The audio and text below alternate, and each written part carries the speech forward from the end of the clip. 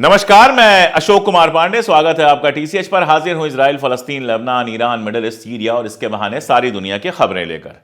जिस तरह की खबरें आ रही हैं, ऐसा लग रहा है कि गजा में बहुत जल्दी कुछ बड़ा होने वाला है। फिलहाल ऐसा लग रहा है कि सीज फायर खतरे में है, कभी भी सीज फायर टूट सकता है। एक तरफ से यह हुआ है कि हमास ने मना कर दिया है, शनिवार को, सैटरडे को, जो वो 3 लोगों को रिहा करने वाला था, उसने मना कर दिया है कि हम इन 3 लोगों को रिहा नहीं करेंगे। और उसने यह आरोप लगाया है कि इजराइल सीज फायर की शर्तें तोड़ रहा है, उसमें हीला हवाली कर रहा है। मैं डिटेल में बताऊंगा कि हमास ने किन शर्तों की बात की है, कौन सी शर्तें टूटी हैं। लेकिन इसी के साथ साथ अमेरिका के राष्ट्रपति ट्रंप ने फिर एक विस्फोटक बयान दिया है। जब से वो आए हैं, धमाके पे धमाका किए जा रहे हैं। पहले तो कहा कि गजा के ऊपर अमेरिका कब्जा कर लेगा, ये अभी तक कहते ही जा रहे हैं। और आज उन्होंने ये कहा है कि अगर शनिवार तक हमास, सैटरडे तक हमास सारे के सारे लोगों को नहीं लौटाता है तो इजराइल को उसके ऊपर अटैक कर देना चाहिए और वहां सारी तबाही जो है वो बरसनी चाहिए। अब आप सोच के देखिए, सीज फायर हुआ, सीज फायर के कई स्टेजेज हैं।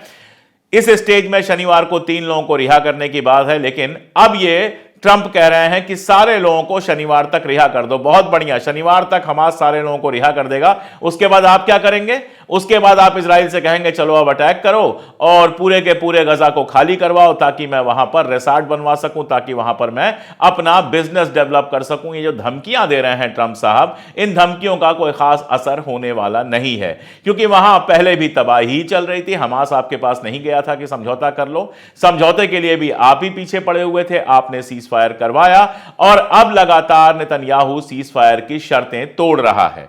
असल में सेकेंड राउंड का जो सीज फायर हो रहा है, होने वाला है, या उसके लिए जो बातचीत होने वाली है, कहा यह जा रहा है कि दोहा में इजराइल के लोग भी पहुंच गए हैं और हमास के लोग भी हैं। बातचीत शुरू हो सकती थी या शुरू हो सकती है, लेकिन अब अमेरिका से लौटने के बाद जिस तरह अमेरिका में बातें हुई हैं, नेतन्याहू के हौसले बहुत बढ़े हुए हैं। अब वो 3 डिमांड्स कर रहा है। पहली डिमांड तो यह कर रहा है कि हमास गजा से पूरी तरह से बाहर चला जाए। दूसरी डिमांड वो कर रहा है कि अल कासम यानी हमास की जो आर्मी है उसको डिसबैंड कर दिया जाए, उसको तोड़ दिया जाए, खत्म कर दिया जाए, अल कासम नाम की कोई आर्मी ना हो। मोटा मोटी ये बात कि गजा में कोई ऐसा नहीं हो जो हथियार उठा के इनका मुकाबला कर सके। और तीसरी बात यह कर रहा है कि सारे जो कैप्टिव हैं, सारे जो कब्जा किए हुए लोग हैं, उनको रिलीज कर दिया जाए। मतलब हमास को आप पागल समझते हैं? वो खुद कहेगा कि ठीक है हुजूर, हम जा रहे हैं गजा छोड़ के, आप सीज फायर कर रहे हैं। जिसके साथ आप समझौता कर रहे हैं, आपको शायद यह गलतफहमी है कि आप जंग जीत चुके हैं। ये सारी चीजें आपने जंग जीत के हासिल करना चाहा था। आपने कहा था कि हमारी जंग का उद्देश्य यह है कि हम हमास को पूरी तरह से खत्म कर दें, अल कासम को पूरी तरह से खत्म कर दें और अपने अगवा किए हुए लोगों को छुड़ा लें। लेकिन 14 महीने की जंग में न तो आप हमास को खत्म कर पाए, ना आप अल कासम को खत्म कर पाए और ना ही अपने लोगों को रिहा करवा पाए। तो जो चीज आपको जंग में हासिल नहीं हुई है, आप चाहते हैं कि बातचीत के टेबल में आराम से प्लेट में सजाकर हमास आपको सौंप दे। यह सीधी सी बात है, सीज फायर तोड़ने का बहाना है। किसी भी हालत में हमास इन तीनों में से एक भी शर्तें नहीं मांगने वाला। बहुत क्लियर है कि हमास लोगों को रिहा करेगा और बदले में फलस्तीनियों को रिहा करना पड़ेगा इजराइल को।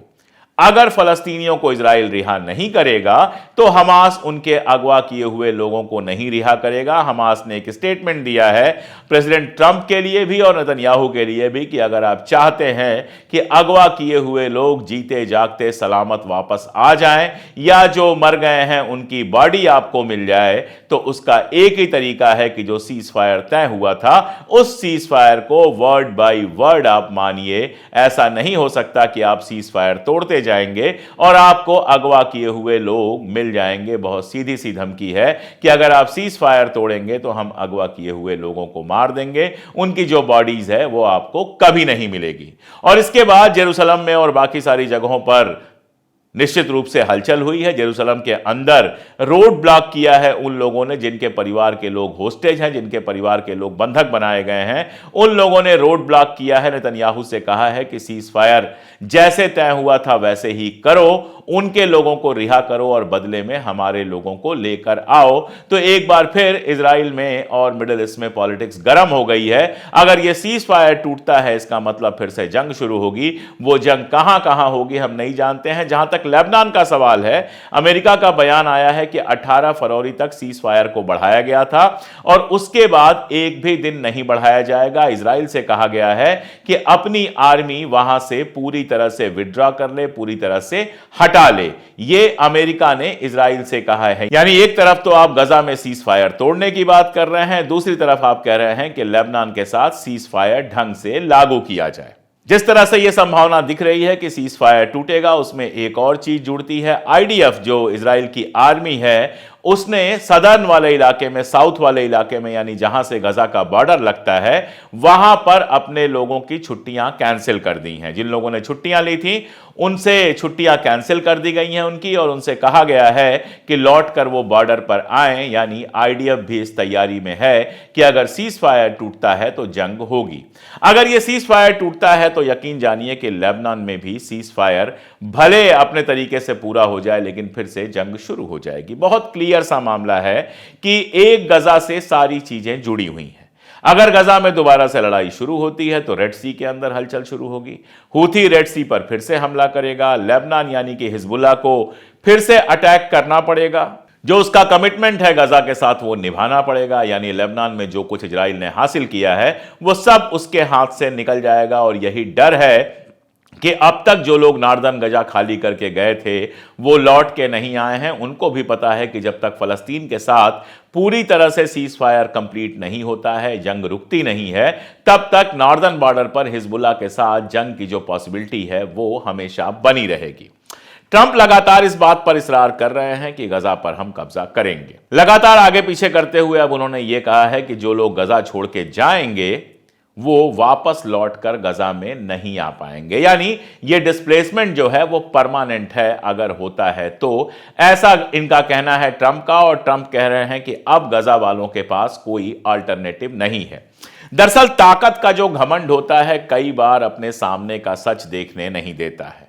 अगर ट्रंप के पास दिमाग होता, 70 साल का इतिहास देखते, तो वो देखते कि 70 सालों से लगातार कोशिश की गई है गजा के लोगों को डिस्प्लेस करने की, लेकिन इस बार गजा के लोग डिस्प्लेस होने को तैयार नहीं हैं। साफ कह रहे हैं कि मैं गजा छोड़कर नहीं जाऊंगा। इसके अलावा जिन मुल्कों में गजा के लोगों को भेजने की बात है वो मुल्क भी बेहद परेशान है। वो जानते हैं कि अगर गजा के लोगों को हमारे यहां डिस्प्लेस किया गया तो हमारे यहां अलग तरह की दिक्कतें पैदा होंगी। ये बिल्कुल मत सोचिएगा कि जॉर्डन, इजिप्ट या इस तरह के जो मुल्क हैं उनके मन में फलस्तीनियों के लिए कोई हमदर्दी पैदा हो गई है। यह बिल्कुल मत सोचिएगा कि सऊदी अरबिया के दिल में फलस्तीनियों के लिए कोई हमदर्दी पैदा हो गई है। सबका डर यह है कि फलस्तीनियों को अगर फलस्तीन से निकाला गया तो वो हमारे मुल्क में आकर बसेंगे और फलस्तीनी बार बार गजा में, फलस्तीन में लौटने की कोशिश करेंगे। इजराइल के खिलाफ किसी ना किसी तरह की जंग जारी रखेंगे जो उनके अपने मुल्कों के अमन के लिए बेहद खतरा है। और ठीक बात भी है, कोई भी मुल्क ये क्यों चाहेगा कि किसी और मुल्क के लाखों लोग वहां लाकर बसा दिए जाएं। पहले से ही चाहे जॉर्डन हो, चाहे इजिप्ट हो, चाहे बाकी सारी अरब कंट्रीज हो, पहले से भी वहां रिफ्यूजी कैंप्स बने हुए हैं जहां फलस्तीन के लोग रहते हैं। अब अगर इतनी बड़ी संख्या में, इतने बड़े नंबर में फलस्तीनी आएंगे तो उन मुल्कों का अमन चैन, उनकी पॉलिटिक्स सारी की सारी डिस्टर्ब होगी। यही वजह है कि इजिप्ट के फॉरेन मिनिस्टर, विदेश मंत्री जो गए हुए हैं अमेरिका, उन्होंने बहुत साफ कहा है कि हम यूएस के इस प्लान को एक्सेप्ट नहीं कर सकते हैं, हम यूएस का यह प्लान रिजेक्ट करते हैं।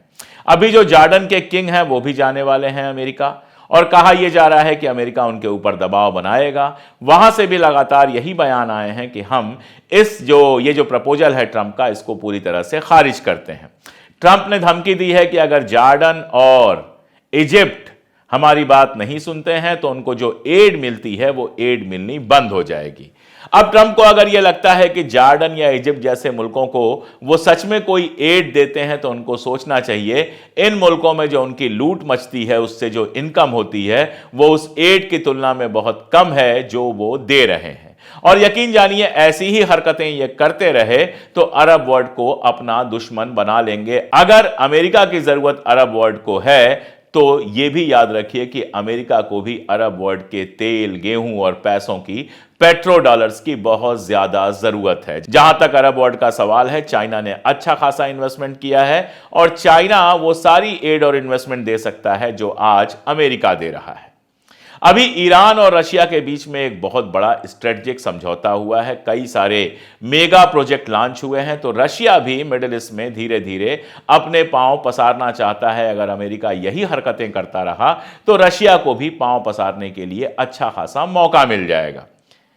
मजेदार बात यह है कि बाकी मुल्कों को छोड़ दीजिए, सीरिया के जो नए राष्ट्रपति हुए हैं जोलानी, पहली बार उन्होंने फलस्तीनियों के लिए कुछ बोला है और थोड़ा आश्चर्यजनक हो सकता है, लेकिन उन्होंने सीधे सीधे कहा है कि ट्रंप जो चाहता है फलस्तीनियों को उनके मुल्क से बाहर निकालना, उसको शायद फलस्तीन का इतिहास नहीं पता है। 70 सालों से फलस्तीनियों के डिस्प्लेसमेंट की कोशिश चल रही है, ना ये पहले कामयाब हुई है ना अब ये कामयाब हो सकती है। यानी जोलानी ने प्रेसिडेंट ट्रंप की जो घोषणा है उसके खिलाफ बोला है। यह अपने आप में मजेदार घटना है।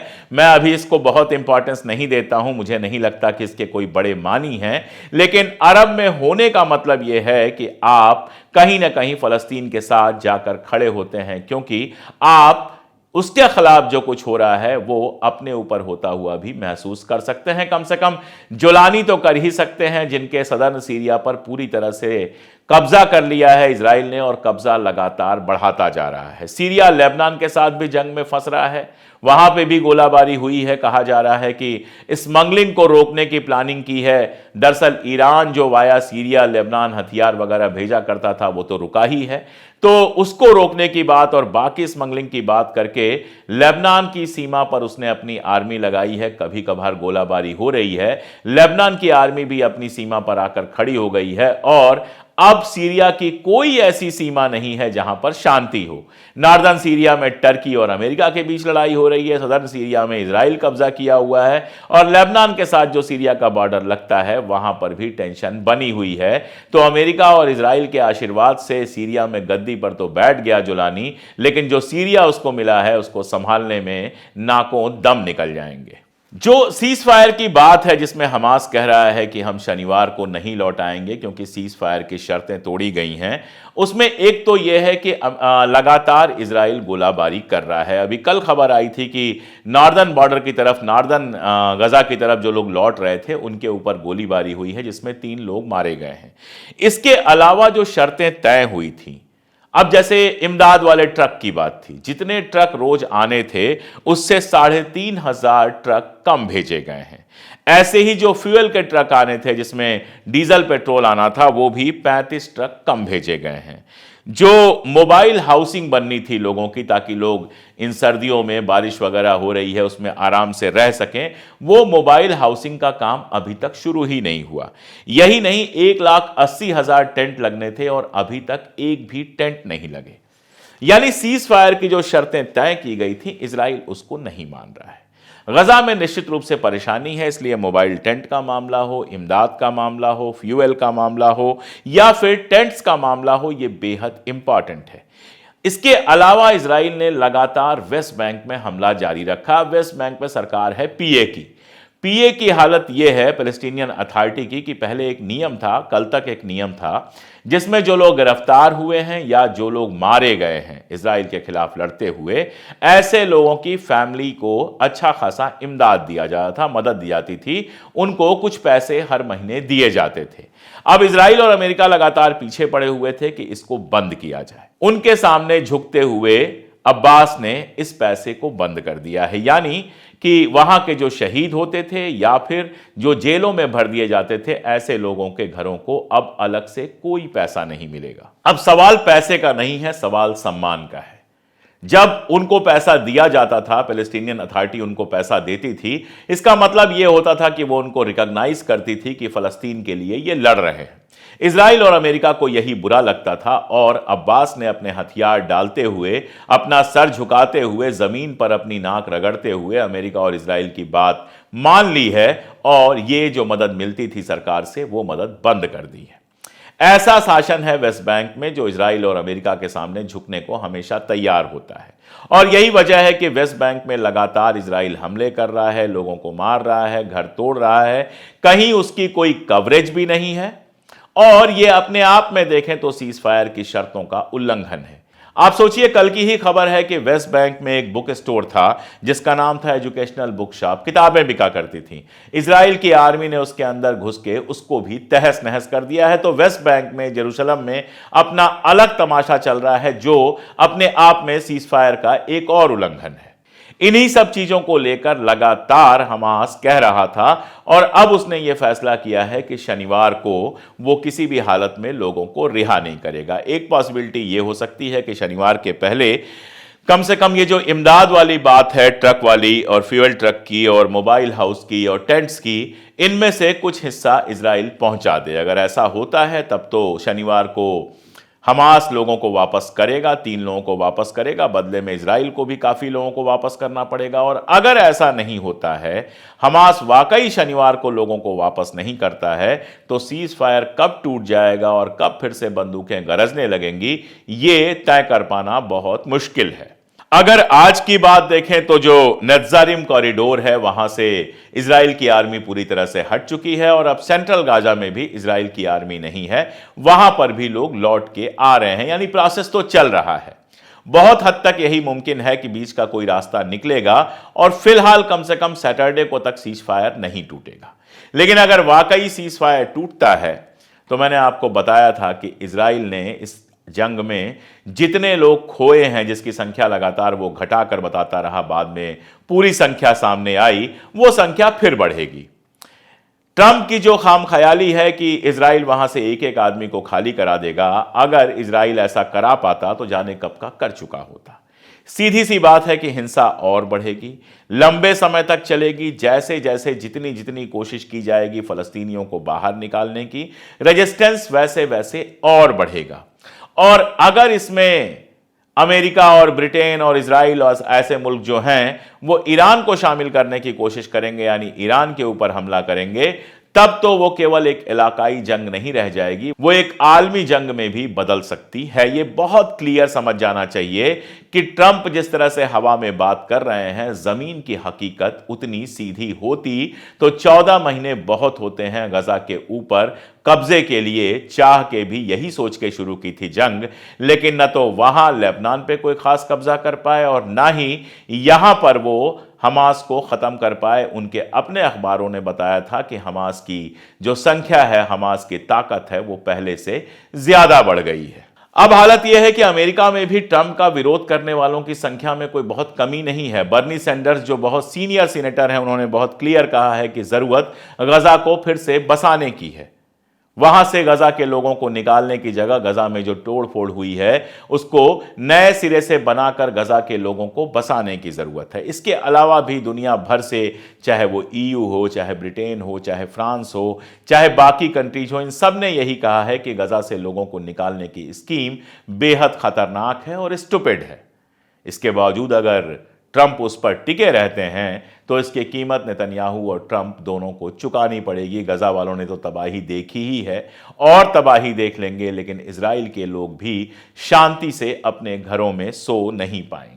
अर्दोगान का एक बयान आया है, हालांकि अर्दोगान इतने बयान दे चुके हैं कि कितना सीरियसली लिया जाए पता नहीं, लेकिन एक बयान उनका आया है जिसमें वो कहते हैं कि नेतन्याहू को गजा में $100 बिलियन खर्च करने चाहिए कंपनसेशन के तौर पे। ये तो सच ही है कि गजा में जो तबाही हुई है वो आसमानी तबाही नहीं है, वो इजराइल ने तबाही की है, तो उसकी कीमत इजराइल को ही चुकानी चाहिए। लेकिन इजराइल क्यों कीमत चुकाएगा जब अमेरिका रिकंस्ट्रक्शन करवाना चाहता है अरब मुल्कों से और फिर कब्जा करना चाहता है खुद। खैर, इजराइल हो, अमेरिका हो, ये लोग हो, किसी की खाम ख्याली पूरी होने वाली नहीं है। जितना ये जिद करेंगे तबाही उतनी ज्यादा होगी, गजा के अंदर भी और इजराइल के अंदर भी। तो देखना यह होगा, पहली चीज तो यही देखनी होगी कि शनिवार तक चीजें कैसे चलती हैं, सीज फायर टूटता है या सीज फायर बना रहता है। अगर सीज फायर टूटता है तो यकीन जानिए कि वहां बहुत बड़ी मुश्किलात पैदा होने वाली हैं इजराइल के लिए भी और फलस्तीन के लिए भी। जब जैसा होगा उसकी एनालिसिस, उसकी डिटेल्स मैं आप लोगों तक लेकर आता रहूंगा। जुड़े रहिए हमारे साथ, देखते रहिए हमारे वीडियोस। एक बार पिन कमेंट और डिस्क्रिप्शन को खोल के देखिए और उसके बाद अगर हमारे साथ जुड़ना चाहते हैं, मेंबरशिप लेना चाहते हैं, सुपर थैंक्स देना चाहते हैं तो बिल्कुल आगे आइए, हमारे साथ जुड़िए, हमारी ताकत बनिए, ताकि हम लगातार कैमरे और सत्ता की आंख में आंख डालकर सच कह सकें। आज के लिए इतना ही, बहुत शुक्रिया।